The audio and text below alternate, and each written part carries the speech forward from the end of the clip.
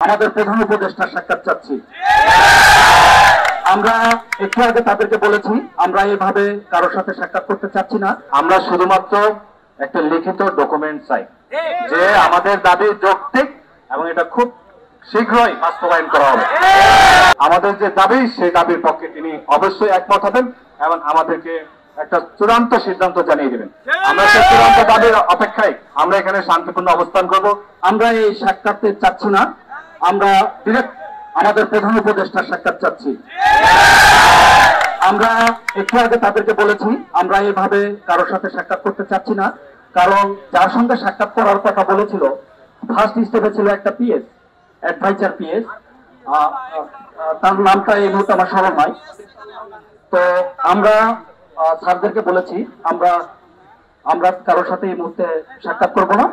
আমরা আমাদের স্যার, আমাদের যে প্রধান উপদেষ্টা, আমরা আমাদের স্যারের সাথেই সাক্ষাৎ করব। সেটা আপনারা আলোচনা করেন, আপনারা সেভাবে আমাদের ডাক দেন আর কি, এভাবে বলছি। আমি প্রথমে তীব্র নিন্দা জানাচ্ছি। আমাদের যে শান্তিপূর্ণ পদযাত্রা ছিল সেই পদযাত্রায় কেন লাঠিচার্জ করা হলো, কেন টিয়ার সেল হলো, কেন গুলিবিদ্ধ হলো। ভাইদেরকে বলছি আপনারা লাইভ দেখেন যে ওরা গুলিবিদ্ধ। ঠিক আছে, আমরা এটা তীব্র প্রতিবাদ জানাচ্ছি।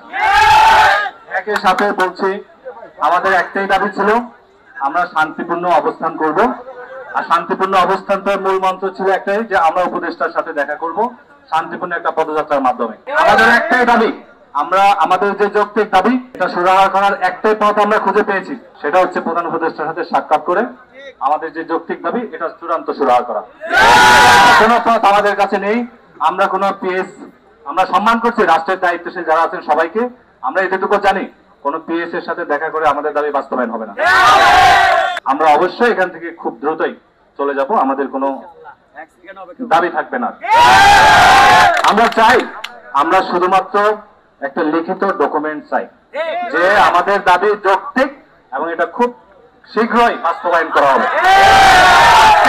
সেটা আমরা চাচ্ছি যে আন্দোলন আছে, আমরা চাই একটাই যে প্রজ্ঞাপন, প্রধান উপদেষ্টার সাথে আমরা বসবো, কথা বলবো, যেহেতু আমাদেরই প্রতিনিধি। আমরা কিন্তু সবার সমর্থনে রাষ্ট্রের সর্বোচ্চ প্রধান যিনি, আমরাই তাকে পছন্দ করে বসিয়েছি, আমাদের জনগণ বসিয়েছেন।